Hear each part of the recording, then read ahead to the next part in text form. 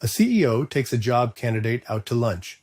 The resume is flawless, the answers are polished, the eye contact is perfect. Then the waiter brings the wrong dish to the candidate, and for 4 seconds, the polish is gone. A sharp word, a flick of the hand, no thank you when the corrected plate arrives. The interview is over, and the candidate doesn't know it yet. Executives call it the waiter rule. How someone treats you tells you almost nothing, because you matter to their plans. How they treat the waiter is the real data. Personality is a performance for an audience. Character is what leaks out when someone decides the show doesn't count. Over the next 8 minutes, the 7 places it leaks. First, the good news. You're already astonishingly good at this. In 1993, Harvard psychologists Nalini Ambady and Robert Rosenthal showed people silent video clips of teachers, just seconds long, and asked for snap ratings. Competent, warm, confident. Those ratings matched the end-of-semester evaluations from students who sat through the entire course. They called it thin slicing. Your brain runs a background check in seconds. Now the bad news, it's fast, not accurate. Untrained, you're reading charisma, confidence, and eye contact, the channels people practice faking. So here are 7 behaviors that are far harder to fake. Counted up from the one you can test at dinner tonight to the one that turns around and reads you. Number 1, how they treat people who can do nothing for them. The waiter, the intern, the call center agent. This one cuts deep because politeness toward useful people is an investment. Politeness toward powerless people has no payoff except being who you are. Psychologist Dacia Keltner ran what's now called the Cookie Monster study. Put 3 students on a team, randomly appoint one as leader, then send in a plate of cookies. One more than splits evenly. The randomly chosen leaders were more likely to grab the extra cookie, chew with their mouths open, and scatter crumbs. 20 minutes of pretend power did that. So watch the low-power moments now. You're previewing who they'll become with more. Number 2, what they do with your good news. Psychologist Shelley Gable found that couples' futures were predicted less by how partners handled bad news than by how they handled good news. Tell someone about your promotion, and there are 4 possible replies. Genuine enthusiasm with follow-up questions, a flat "that's nice," a hijack, "that reminds me of my promotion," or the quiet knife. Lots of pressure, though. Only the first one builds relationships, and in Gable's studies, it predicted who was still together months later better than crisis support did.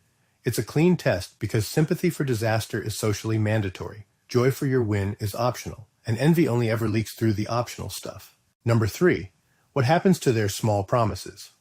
I'll send it tonight. I'll be there at 8. Big promises are kept in public with witnesses and consequences. Small ones live or die in private, so they run on character alone. Organizational researcher Tony Simons calls the word deed gap behavioral integrity, and in his hotel studies, employee ratings of whether managers' everyday words matched their everyday actions tracked trust, commitment, even the hotel's profits.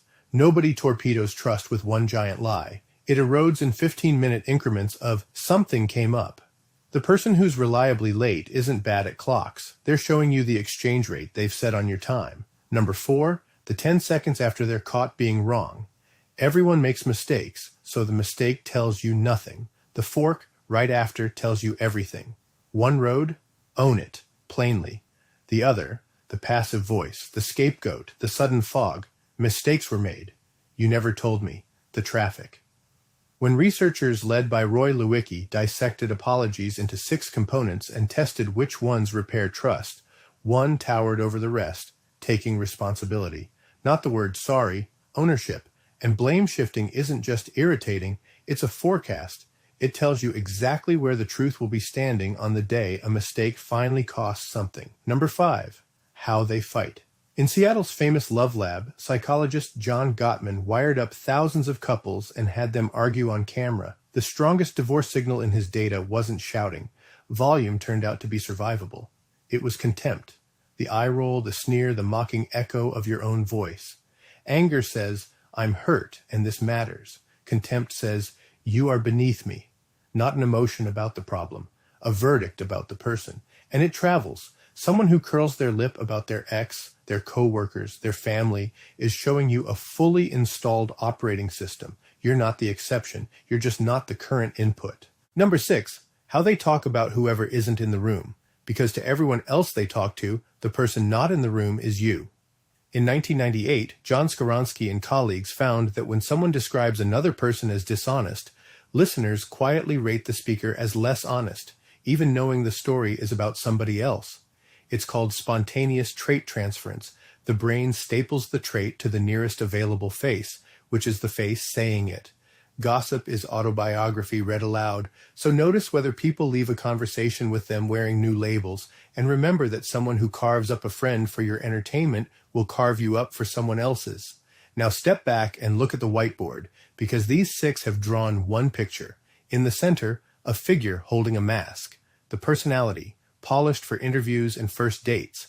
Around it, 6 windows, and every one looks into a low-stakes moment. The waiter, the small promise, the extra cookie, the offhand gossip. That's the pattern. When stakes are high, everyone manages the mask. When stakes are low, the hands get tired and the mask dips. So stop studying the performance and study the intermission.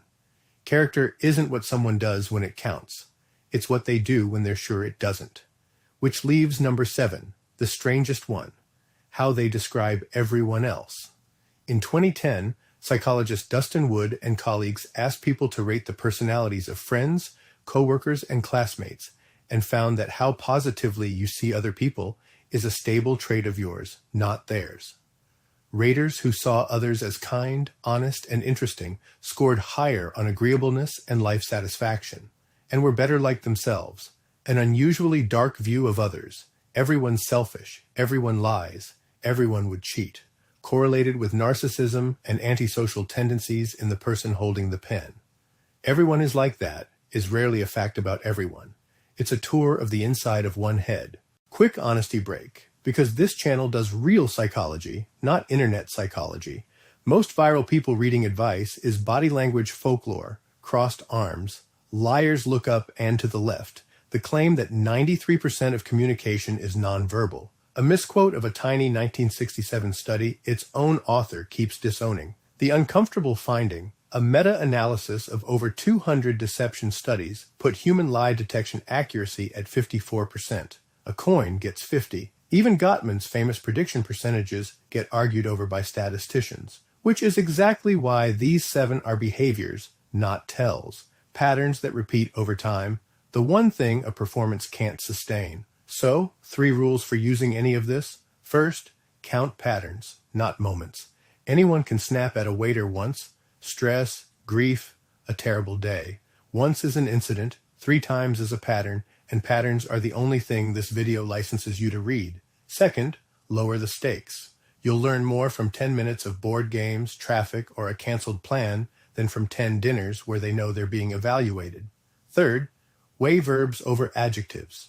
People hand you adjectives about themselves. Loyal, honest, drama-free, for free, because adjectives are advertising. Verbs are the audit.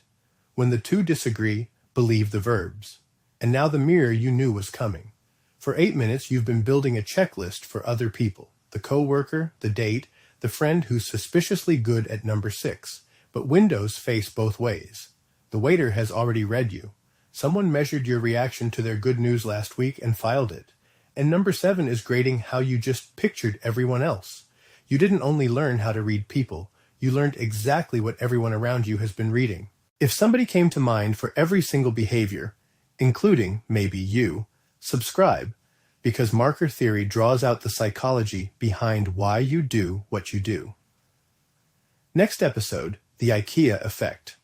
Why you love the things you built, even when they're objectively bad. See you there.